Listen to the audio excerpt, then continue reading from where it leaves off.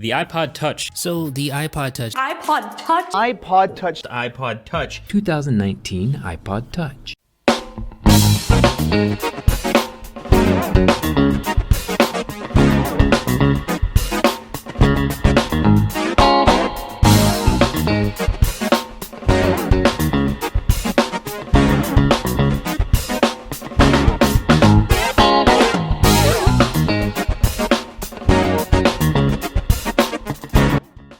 Apple released the iPod in 2003, and none to say it was a huge hit.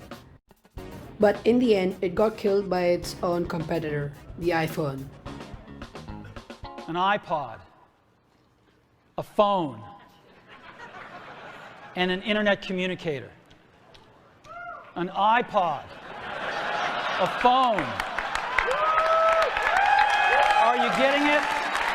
But Apple never discontinued the iPod, or at least the last one, the iPod Touch.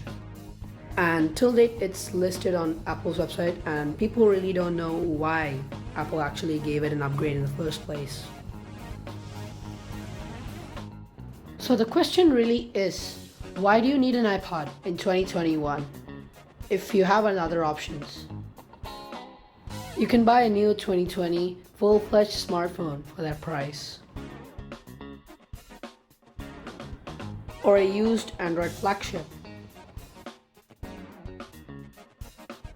or even a used iPhone on eBay for literally the same price.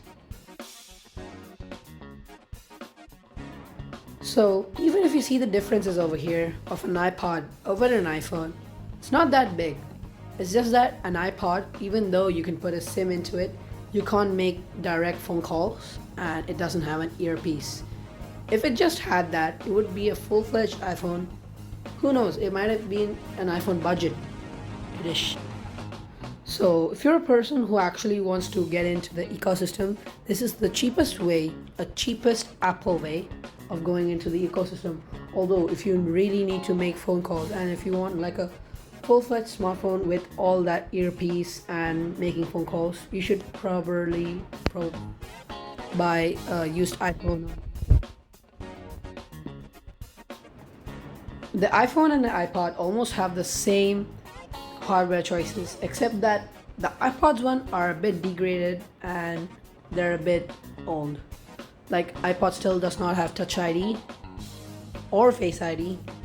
It still has its 1.2 megapixel camera with 8 megapixels on a rear, and it's still got a really bad chip, 8 Fusion chip compared to a 814 Bionic for today's worlds, and it still has base storage of 32 gigs compared to 64 gigs or 128 gigs on the newer iPhones.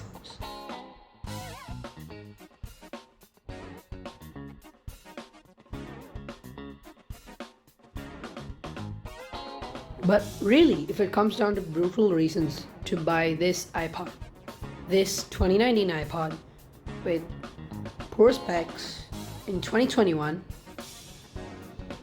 it's just like, it's maybe for like children, for like 8 years old or 10 years old, whose parents just don't want to spend so much, but still provide their children with something close to a smartphone experience. So we're in the end, and we're still scratching our heads for why would people actually want to buy an iPod. But still, these are the reasons that you get. This is why I should buy an iPod in 2021.